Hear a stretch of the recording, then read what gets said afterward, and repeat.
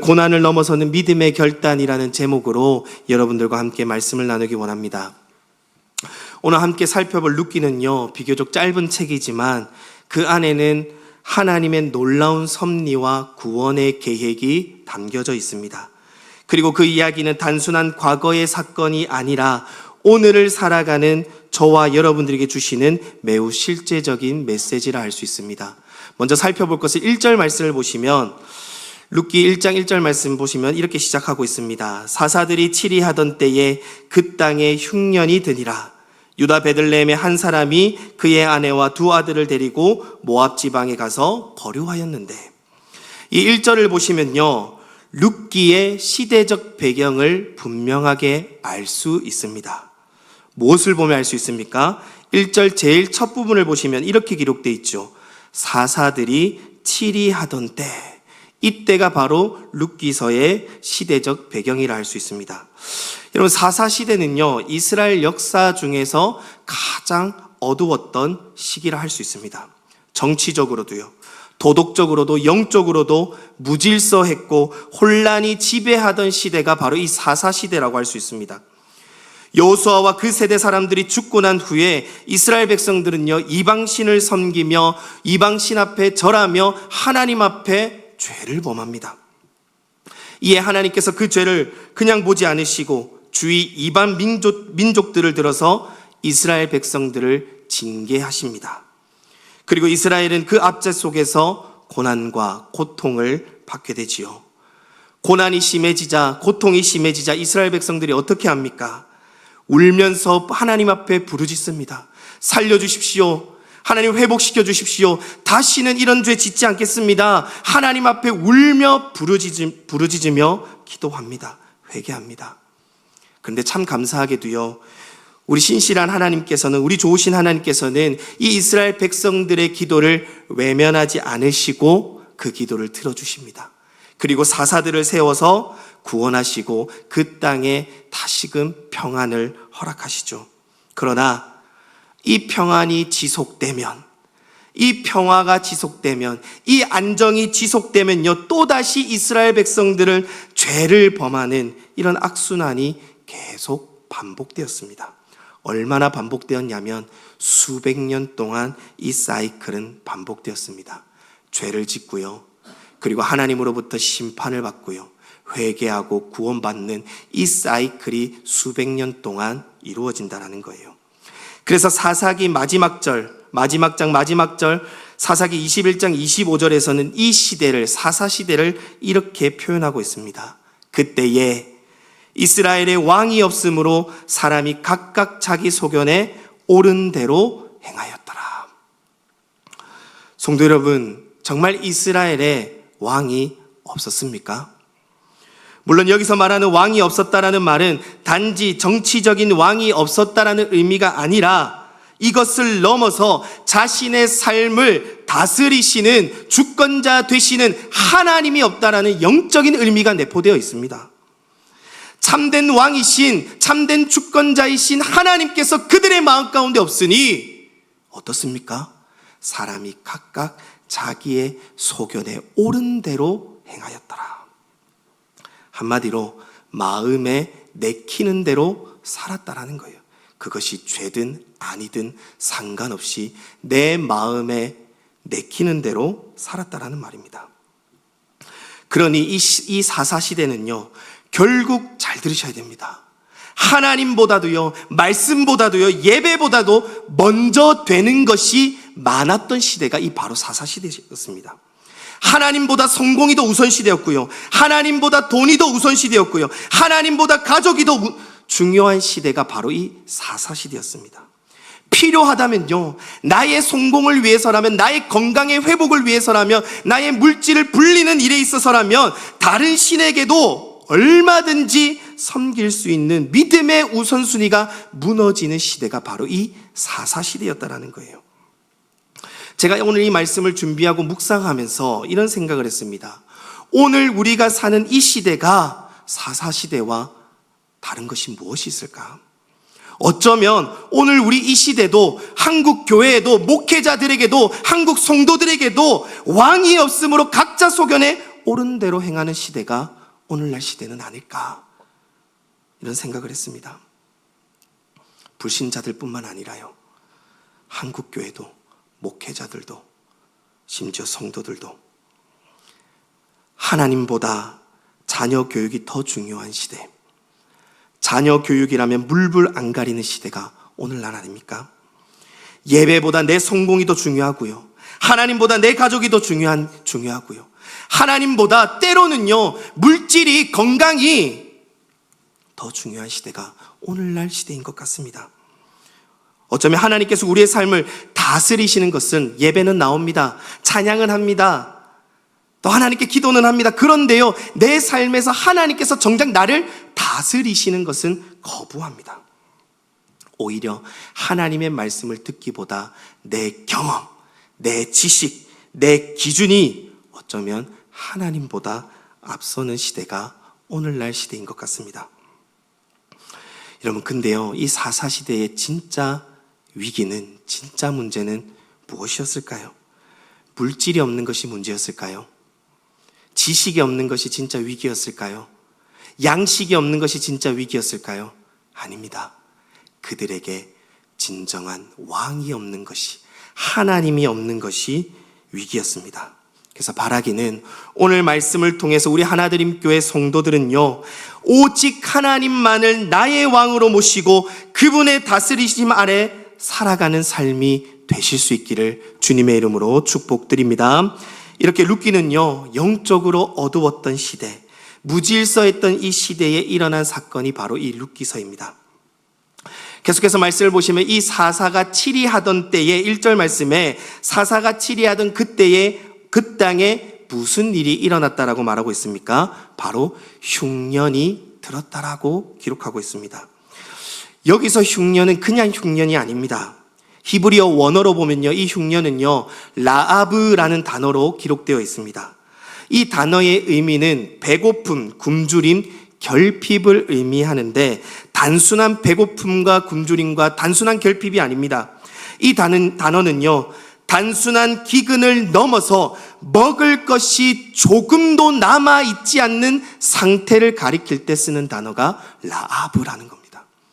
먹을 것이 조금도 남아있지 않는 상태, 그 흉년을 가리킬 때 쓰는 단어가 라아브라는 거예요.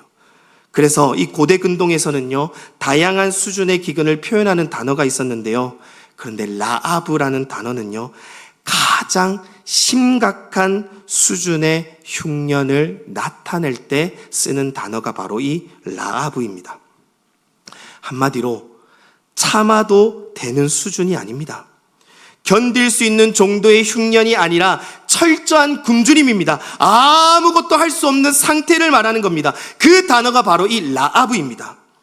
그런데요, 이 흉년이 왜 이스라엘 땅 가운데 찾아오게 된 것입니까? 앞서 말씀드린 대로 이 시대적 배경은 사사시대입니다. 특별히 사사시대의 흉년은요, 대체로 하나님의 백성들이 하나님의 말씀을 지키지 않았을 때, 순종하지 않았을 때 하나님께서 때로는 징계로 내리시는 경우가 있었습니다. 제가 룻기서 이제 준비하다가 고신대학교 교의학 교수님이신 또 우병훈 교수님의 책 룻기 상실에서 체험으로 읽다가 이런 글귀를 보았습니다. 한번 읽어드리겠습니다. 사사시대는 크게 보면 모세 언약 아래 있었던 시기이며, 신명기 7장과 28장의 말씀과 같이 하나님은 언약 백성들이 하나님께 순종하면 그들의 땅에 복을 주시지만, 반대로 하나님의 주권을 인정하지 않을 때 땅을 통해 징벌하시겠다고 말씀하십니다. 그래서 이 흉년은 단순한 자연재해가 아닌 하나님께서 의도적으로 내리신 징계입니다 라고 쓰셨습니다. 이 교수님께서는 어떤 근거를 드셨습니까? 신명기 7장과 28장의 말씀을 근거로 하나님의 언약 백성들이, 하나님의 백성들이, 성도들이 하나님의 말씀을 따라 순종하며 살 때는 그 땅을 통해서 복을 주시지만, 하나님의 말씀을 떠나 살 때는 그 땅을 통해서, 가진 것을 통해서 오히려 징계를 내리시겠다라고 하신 그 언약의 말씀을 붙들고 이렇게 주장하신 것입니다. 즉, 이 흉년은요, 단순한 자연재해가 아니라 하나님께서 의도적으로 내리신 징계라 할 수 있다는 것이죠. 그러나 설령 이 흉년이 자연재해가 아니었다 하더라도 여기서 중요한 포인트는 이것입니다. 우리에게도 아무것도 할 수 없는 그런 고난과 아픔과 고통이 찾아왔을 때에 그 상황에서 하나님의 백성인, 하나님의 자녀인 성도들은 어떠한 자세를 취해야 되느냐, 이것이 중요합니다. 말씀을 계속해서 보시면 이 흉년 가운데 한 인물이 등장하지요. 바로 엘리멜렉과 그 가족들이 등장합니다. 엘리멜렉은 아내와 두 아들을 데리고 고향 베들레헴을 떠나 모압으로 이주합니다. 오늘 보면 2절 말씀을 함께 보시겠습니다. 2절 말씀입니다. 그 사람의 이름은 엘리멜렉이요 그 아내의 이름은 나오미요 그 두 아들의 이름은 말론과 기련이니 유다 베들레헴 에브라 사람이더라. 그들이 모압 지방에 들어가서 거기 유하더니. 지금 엘리멜렉과 이 가족들은요, 베들레헴 땅의 극심한 흉년, 아무것도 남아있지 않는 그 땅에서 베들레헴을 떠나 이방 땅 모압으로 거주지를 옮기고 있는 것을 볼 수 있습니다. 그런데 여기서 문제는 무엇일까요? 도대체 뭐가 문제일까요? 흉년을 피해서 모압 땅으로 이주했는데 뭐가 문제일까요? 여러분, 이민 자체는 죄가 아닙니다. 잘못이 아닙니다. 그런데 여기서 가장 큰 문제가 무엇이냐면 이 엘리멜렉과 그 가족들의 가장 큰 문제점은 바로 약속의 땅, 하나님의 언약이 머무는 땅인 그 가나안 땅 베들레헴을 버리고 돌아섰다라는 겁니다. 엘리멜렉과 나오미가 이사간 땅은요, 이 모압이라는 땅은요, 하나님이 아닌 그모스 신을 섬기는 모압 족속들이 살고 있는 이방 땅입니다. 여러분, 구약 시대에는 약속의 땅을 떠나가는 것 자체가 그 약속을 주신 하나님을 떠나는 것과 동일시 여겼습니다. 결국 그들이 이 베들레헴을 떠나 모압으로 떠나갔다는 것은 현실적으로 보았을 때 답이 안 보이는 거예요. 이 땅에 있으면 우리 가족들이 다 굶어 죽겠는 겁니다. 그래서 그들의 선택은 아무리 하나님이라 할지라도 먹고 살기 위해서 하나님이 아닌 모압 땅으로 이주했다라는 겁니다. 결국 그들이 이방 땅으로 간 것은요, 생존의 선택이었을지 모르지만 믿음의 선택은 아니었다라는 겁니다. 제가 왜 이렇게 말씀을 드릴 수 있냐면 엘리멜렉의 이름의 뜻이 무엇인 줄 아십니까? 바로 하나님은 나의 왕이란 뜻입니다. 그리고 나오미의 뜻은요, 기쁨이란 뜻입니다. 룻기 1장 20절의 말씀을 보시면 나오미가 자신을 가리켜서 나를 이제 나오미라 부르지 말고 뭐라고 부르라고 하죠? 마라라 부르랍니다. 이 말씀을 통해 우리가 유추해 볼 수 있는 것이 무엇입니까? 적어도 나오미는 자신의 이름의 뜻이 무엇인지 정확하게 알고 있었다는 거예요. 자신의 이름을 이제는 기쁨이라 부르지 마라, 즐거움이라 부르지 마라, 나를 희라고 부르지 마라, 나는 모든 것을 잃었다. 자신의 이름의 뜻을 분명하게 알고 있었습니다. 한마디로 이 엘리멜렉과 나오미는요, 적어도 이 두 사람은 신앙의 가정에서 태어난 사람임을 우리가 알 수 있지요. 그렇다면 이 두 사람은 하나님은 나의 왕이요, 나는 기쁨이요 희락이다, 이 이름의 뜻처럼 이들은요, 어떤 상황 속에서도 아무리 고난이 찾아오고 고통이 찾아온다 할지라도 하나님을 나의 주권자로 여기고 나의 왕으로 모시고 기쁨으로 사는 삶을 선택하며 살 수 있어야 했습니다. 그러나 그들은 고난 앞에서, 이 흉년 앞에서 하나님보다 양식을 따라 선택하는 삶을 가게 됩니다. 하나님이 아닌 이 세상을 선택했을 때 어떤 결과가 일어납니까? 오늘 보면 3절에서 5절 말씀입니다. 오늘 보면 3절에서 5절 말씀 제가 읽도록 하겠습니다. 나오미의 남편 엘리멜렉이 죽고 나오미와 그의 두 아들이 남았으며 그들은 모압 여주 중에서 그들의 아내를 맞이하였는데 하나의 이름은 오르바요 하나의 이름은 루시더라. 그들이 거기에 거주한 지 10년쯤에 말론과 기련 두 사람이 다 죽고 그 여인은 두 아들과 남편의 뒤에 남았더라. 흉년을 피해 모압으로 이주합니다. 행복한 삶을 그래도 먹고 살겠다라는 그런 기대감을 가지고 이주합니다. 그런데 그 땅에서 비극적인 결과가 찾아옵니다. 이 가정은 생존을 위해 떠났지만 결국 모든 것을 잃게 되는 비극을 경험하게 됩니다. 여러분 한번 생각해 보십시오. 먹고 살겠다고 모압 땅으로 간 것 어떻게 나쁘다라고 말할 수 있겠습니까? 저 같아도요. 처자식이 굶고 있는데 저희 집에 4자녀가 있는데 이 아이들이 아빠 배고파요 소리 지를 때 그 소리를 어떻게 견딜 수 있겠습니까? 저 같아도 어떻게 해서든지 살 길을 찾았을 것 같습니다. 못 먹고 죽느니 노력해서라도 살아야겠다는 생각을 할 것 같습니다. 그러나 여기서 문제는 이것이죠. 흉년이 아닙니다. 그 흉년 가운데 고난이 찾아왔을 때, 아픔이 찾아왔을 때, 고통이 찾아왔을 때 그들은 뒤도 돌아보지 않았다는 거예요. 무엇을요? 하나님을요. 하나님을 한 번도 찾지 않았습니다. 흉년 앞에 자신의 기준으로, 자신의 생각으로, 자신의 기준으로, 자신의 지식으로 살 길을 찾았다는 것이 문제입니다. 성도 여러분, 오늘 룻기서의 말씀을 통해 저와 여러분들에게 분명하게 말씀하시고자 하는 메시지가 무엇이겠습니까? 여러분, 저와 여러분들의 인생에도요, 엘리멜렉과 나오미에게 찾아왔던 이런 극심한 흉년이요, 도저히 하나도 남아있지 않는 그런 상태에 우리가 아무것도 할 수 없는 그런 흉년이, 고난이, 고통이요, 우리 인생에 찾아올 수 있습니다. 학업의 문제로, 직장의 문제로, 건강의 문제로, 관계의 문제로, 경제적인 문제로 어떤 모습이로든지 우리에게 이런 흉년이 찾아올 수 있습니다. 어떤 방식이든지 어떤 모양이든지 우리에게 어려움이 찾아올 수 있습니다. 그렇다면 여러분들에게 질문 드리겠습니다. 저에게도 또 동일하게 질문합니다.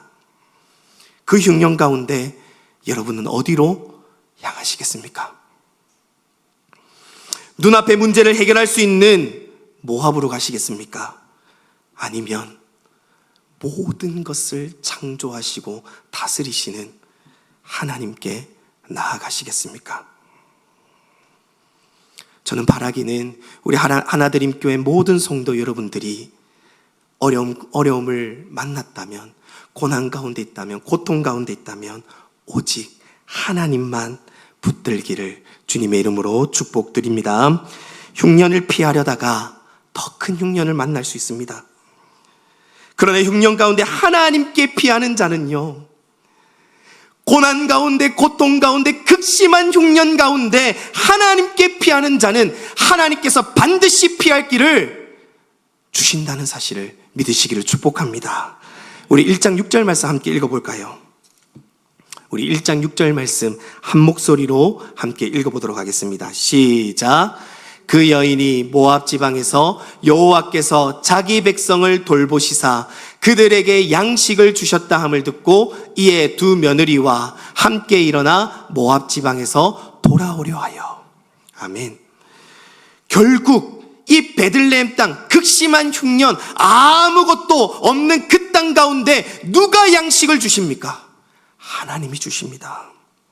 중요한 것은요, 이 나오미가 하나님의 소식을 들었을 때에 여전히 모압 땅 가운데 남아서 살 수 있었습니다. 그러나 하나님께서 자신의 백성을 돌보시고 그 땅 가운데 다시금 양식을 주셨다는 소식을 들었을 때에 이 나오미는 어떻게 하려 합니까? 6절 마지막 부분에 이렇게 얘기하죠. 두 며느리와 함께 모압 지방에서 돌아오려 했다. 성도님 꼭 기억하셨으면 좋겠습니다. 고난 가운데, 고통 가운데 진짜 하나님의 백성들이요, 성도들이 살 길은요, 오직 하나님께만 붙어 있는 겁니다. 왜냐하면 우리 하나님은 전능하신 하나님이시기 때문이에요. 여호와는 나의 목자시니 내게 부족함이 없으리로다. 그가 나를 푸른 초장으로 쉴만한 물가로 인도하시는 목자이시기 때문입니다. 한 가지 있었던 일화를 제가 전도사 시절에 있었던 이야기를 함께 나누고 함께 찬양하고 기도하기 원합니다. 제가 전도사 시절, 이제 햇병아리 시절이죠. 중고등부 사역을 이제 막 하고 있었을 당시에 교사로 헌신하던 한 청년 형제가 있었습니다. 키도 컸고요, 얼굴도 참 잘생겼습니다. 아이들에게도 교육자들보다도 인기가 많았습니다. 재미있었고요. 얼굴도 잘생겼고요. 키도 훤칠하고요. 그런데 저도 이제 사역에 이제 막 시작하는 단계인데 연초에 갑자기 이 청년이 저에게 찾아와서 하는 말이 이것입니다. 전도사님, 제가 사실 임용고시를 2번이나 떨어졌습니다. 그래서 올해는 이 임용고시에 꼭 합격해야 돼서 중고등부 교사를 섬기는 것이 어려울 것 같습니다. 그래서 지금 토요일 저녁마다 스터디 그룹을 만들어서 새벽까지 공부하고 있습니다. 그래서 주일마다 매일 지각하고 때로는 결석하는 일이 생깁니다. 차라리 제가 잠시 내려놓고 합격하고 다시 섬기고 싶습니다. 참 막막했습니다. 전도사 시절입니다. 이제 막 사역을 처음 하는 단계였습니다. 어떻게 해야 될지 모르겠더라고요. 근데 어디서 그런 용기가 났는지 그 청년 교사에게 제가 이렇게 질문했습니다. 선생님, 혹시 중고등부 교사로 섬기게 된 계기가 무엇인지 들을 수 있을까요? 그때 이 청년 교사가 이렇게 말을 합니다. 네, 제가 이렇게 교사로 섬기던 이유는 제가 어렸을 청소년 시절 때에 그때 만난 하나님을 동일하게 이 청소년들에게 알려주고 싶어서 내가 만났던 그 하나님, 내가 만났던 그 은혜를 이 다음 세대에게 전하고 싶어서 섬겼던 겁니다. 그래서 제가 어디서 이런 용기가 났는지 이렇게 얘기했습니다. 그 하나님이 지금은 죽으셨나요? 지금은 선생님 옆에 하나님이 살아계시지 않나요? 저는 오늘도 하나님께서 선생님과 함께 하시고 일하고 계시고 역사하신다는 사실을 믿습니다. 그래서 제가 이렇게 얘기했습니다. 힘드시겠지만 교육자들의 단골 멘트인 것 같습니다. 선생님을 통해서 하나님의 살아계심을 이 청소년들에게 보여주십시오. 넘어진다 하더라도, 설령 3번째 떨어진다 하더라도 그래도 끝까지 하나님을 붙드는 모습을 보여주십시오. 그러자 그 청년 교사가 이렇게 대답을 합니다. 우리 성도들이 거절할 때 어떻게 대답을 하죠? 네, 기도해 보겠습니다. 놀라운 것은 그 주일이었습니다. 이 제가 이제 사역했던 교회 이제 중고등부는 오전 9시에 예배를 드렸는데 진짜 이 청년 교사가 매일같이 지각을 했습니다. 토요일 새벽까지 공부를 하니 오전 9시에 예배를 드리러 오는 것이 얼마나 힘들겠습니까? 매일 지각했습니다. 때로는 결석도 했습니다. 그런데요, 이 얘기를 나누고 난 다음에 본인이 하나님께 기도했었던 것 같아요. 그 주부터 한 번도 중고등부 예배에 지각을 하지 않는 겁니다. 그리고 매일 뒤에 앉았던 이 청년 교사가 이제는 제일 앞자리에 앉아서 예배를 드리기 시작하는 거예요. 그리고 중고등부를 섬기면서 매일매일 공부를 열심히 했습니다. 어떻게 됐을까요? 3번째 떨어졌을까요? 아니요. 놀랍게도 하나님의 은혜로 임용고시에 합격을 했습니다. 그리고 놀랍도 감사한 것은요, 지금도 여전히 그 교회에서 중고등부 교사로 섬기고 있습니다. 제가 여러분께 이 이야기를 드리는 이유는 예배를 드렸더니 하나님을 섬겼더니 합격했다, 이것을 말씀을 드리려는 것이 아닙니다. 제가 여러분들에게 진짜 말씀을 드리고 싶은 것은요, 고난이 찾아왔을 때, 흉년이 찾아왔을 때, 내 마음에 기근이 찾아왔을 때 우리가 진짜 찾아가야 되는 것은 하나님이라는 것을 여러분들에게 말씀드리고 싶은 것입니다. 여러분, 우리 하나님이 어떤 하나님이십니까? 자기 자녀가 굶어 죽는다고 울부짖는데, 부르짖는데, 눈물 흘리고 있는데 모른 채 할 하나님이십니까? 우리 하나님은 목자 되신 하나님이십니다. 저와 여러분들의 아버지 되신 하나님이십니다. 저와 여러분들을 살리기 위해서 독생자 예수 그리스도를 이 땅 가운데 보내주신 하나님이십니다. 그 하나님께서 하나님의 자녀들이 울부짖을 때에, 눈물 흘릴 때에 외면하시겠습니까? 저는 확신합니다. 하나님의 때에 하나님의 방법으로 가장 좋은 것으로 하나님의 자녀들에게 채워주시는 줄 믿으시기를 주님의 이름으로 축복드립니다. 바라기는요, 흉년 중에도 쉽지 않을 겁니다. 그래서 제가 오늘 제목도 그렇게 얘기한 겁니다. 저에게도 하는 겁니다. 고난 중에도 우리가 믿음의 결단을 하자. 바라기는 흉년 중에도 하나님께 붙들리는, 하나님을 붙드는 저와 여러분 되셨으면 좋겠습니다. 그리고 끝까지 포기하지 마시고요.